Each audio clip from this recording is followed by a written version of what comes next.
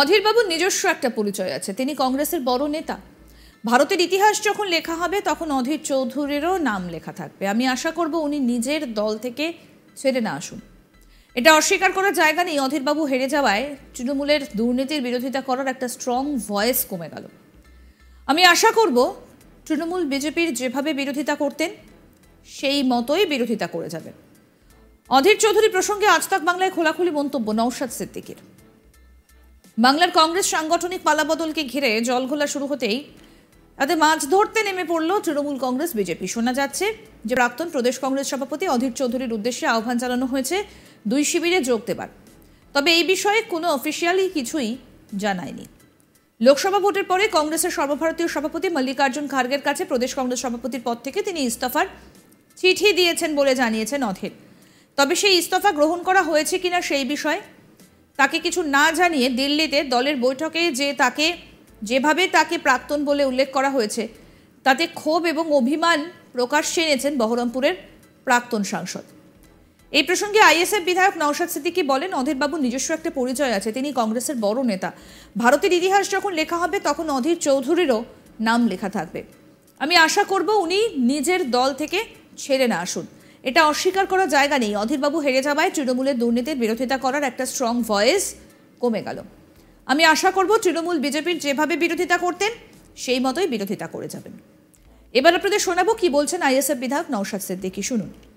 স্বাগত জানানোর থেকে বড় কথা, অধীরবাবু নিজস্ব একটা আইডেন্টিটি আছে এবং তিনি কংগ্রেসের একটা বড় লিডার অফ অপোজিশন ছিলেন। ভারতবর্ষের ইতিহাস স্টেপ বাই স্টেপ যখন লেখা হবে, ঠিক মোদিজি যেমন দেশের প্রধানমন্ত্রী ছিলেন একটা টাইম পিরিয়ড পরে, ঠিক সাথে সাথে অধীর চৌধুরীর নামও লেখা থাকবে। আমি আশা করব না অধীরবাবু তার যে দল থেকে তিনি এত সম্মান পেয়েছে সেই দল কোনোদিন ছেড়ে আসুন। দ্বিতীয় হচ্ছে, এটা অস্বীকার করার কোনো জায়গা নাই। আমি বলছি, অধীরবাবু হেরে যাওয়াতে পশ্চিমবাংলাতে তৃণমূল কংগ্রেসের যে অন্যায়ের বিরোধী করার যে কটা স্ট্রং ভয়েস ছিল, একটা ভয়েসতে দুর্বল হলো, সেটা অধীরবাবু। আমি আশা করব অধীরবাবুর কাছ থেকে তিনি যেভাবে তৃণমূল কংগ্রেসের দুর্নীতির বিরোধিতা করতেন এবং দেশের বিজেপির অনিয়মের বিরোধিতা করতেন, তিনি ওইভাবেই করে যান। এই প্রসঙ্গে তৃণমূল নেতা কুণাল ঘোষ বিত্তে ছাড়েনি। বৃহস্পতিবার তিনি সাংবাদিক বৈঠকে জানান, আমরা তো তার দল করি না আর তিনিও আমাদের দল করেন না। তাদের দলে কে প্রাক্তন হচ্ছে সেটা বুঝবো কি করে? শুধু দেখে মনে হচ্ছে অধীর রঞ্জন চৌধুরী এক্সপালশনের জন্য অপেক্ষা করছেন কবে তিনি বিজেপিতে যোগ দেবেন। আমরা বিজেপি সিপিএম কংগ্রেসকে হারিয়ে এই বিপুল সাফল্য পেয়েছি। কি বলছেন তৃণমূল নেতা কুণাল ঘোষ, এবার সেটা শোনাবো। আমরা তো তাঁর দল করি না, তিনিও আমাদের দল করেন না, ফলে তাঁদের দলে কখন কে কি প্রাক্তন হচ্ছেন সেটা বুঝবো কি করে? শুধু কেমন জানি দেখে মনে হচ্ছে অধীর রঞ্জন চৌধুরী তিনি এক্সপালশনের জন্য অপেক্ষা করছেন আগামী দিন বিজেপিতে যোগ দেবেন বলে। আমরা প্রমাণ করে দিয়েছি মমতা বন্দ্যোপাধ্যায়ের নেতৃত্বে, অভিষেক বন্দ্যোপাধ্যায়ের সেনাপতিত্বে তৃণমূল কংগ্রেস নিশ্চয়ই দেশের স্বার্থে, বিজেপি বিরোধিতার স্বার্থে দিল্লির রাজনীতিতে, জাতীয় রাজনীতিতে ইন্ডিয়া জোটের সঙ্গে আছি। কিন্তু পশ্চিমবঙ্গে এই রাজ্য কংগ্রেস সিপিএম হাতে হাত মিলিয়ে বিজেপিকে সাহায্য করার জন্য তৃণমূলকে ডিস্টার্ব করে গেছে। ফলে আমরা বিজেপি, কংগ্রেস, সিপিএম তিন পক্ষকে হারিয়েই এই বিপুল সাফল্য পেয়েছে কিন্তু তৃণমূল কংগ্রেস।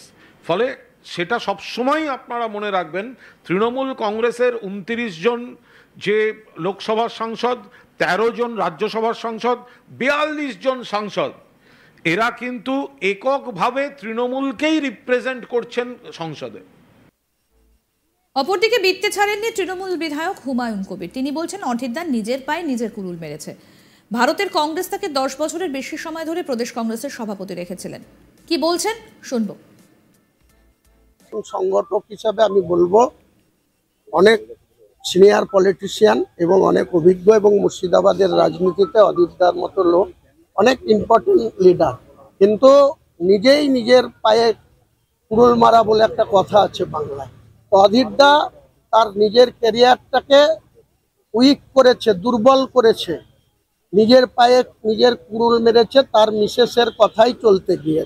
এই যে কলকাতায় একটা অফিস আছে যেটা বিধান ভবন, সেই বিধান ভবনে তিনি 10 বছরেরও বেশি সময় চার্জে ছিল। ভারতবর্ষের কংগ্রেস, সোনিয়া গান্ধী, রাহুল গান্ধীরা তাকে 10 বছরেরও বেশি সময় ধরে প্রদেশ সভাপতি রেখেছিলেন।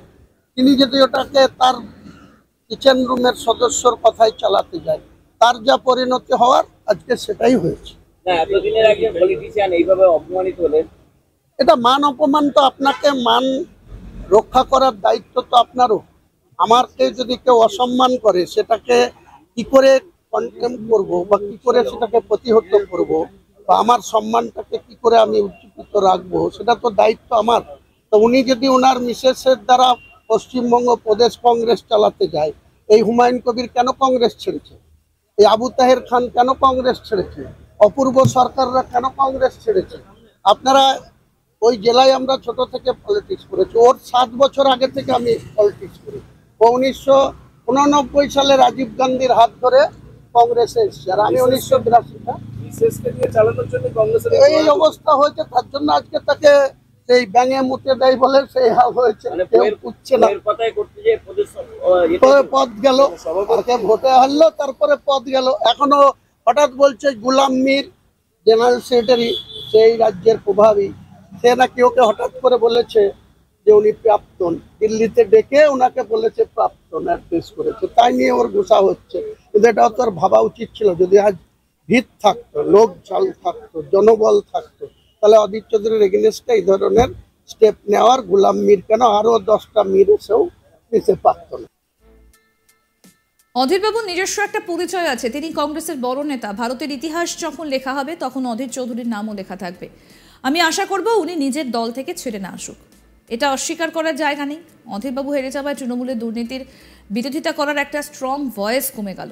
আমি আশা করব তৃণমূল বিজেপি যেভাবে বিরোধিতা করতেন সেই মতোই বিরোধিতা করে যাবেন।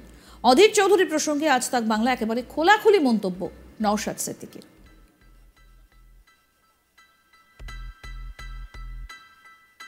স্বাগত জানানোর থেকে বড় কথা, অধীরবাবুর নিজস্ব একটা আইডেন্টিটি আছে এবং তিনি কংগ্রেসের একটা বড় লিডার অফ অপোজিশন ছিলেন। ভারতবর্ষের ইতিহাস স্টেপ বাই স্টেপ যখন লেখা হবে, ঠিক মোদিজি যেমন দেশের প্রধানমন্ত্রী ছিলেন একটা টাইম পিরিয়ড পরে, ঠিক সাথে সাথে অধীর চৌধুরীর নামও লেখা থাকবে। আমি আশা করব না অধীরবাবু তার যে দল থেকে তিনি এত সম্মান পেয়েছে সেই দল কোনোদিন ছেড়ে আসুক। দ্বিতীয় হচ্ছে, এটা অস্বীকার করার কোনো জায়গা নাই। আমি বলছি অধীরবাবু হেরে যাওয়াতে পশ্চিমবাংলাতে তৃণমূল কংগ্রেসের যে অন্যায়ের বিরোধী করার যে কটা স্ট্রং ভয়েস ছিল, একটা ভয়েসতে দুর্বল হলো, সেটা অধীরবাবু। আমি আশা করব অধীরবাবুর কাছ থেকে তিনি যেভাবে তৃণমূল কংগ্রেসের দুর্নীতির বিরোধিতা করতেন এবং দেশের বিজেপির অনিয়মের বিরোধিতা করতেন, তিনি ওইভাবেই করে যান। আরও আপডেট পেতে দেখতে থাকুন আজ তাক বাংলার ইউটিউব চ্যানেল, সাবস্ক্রাইব করুন।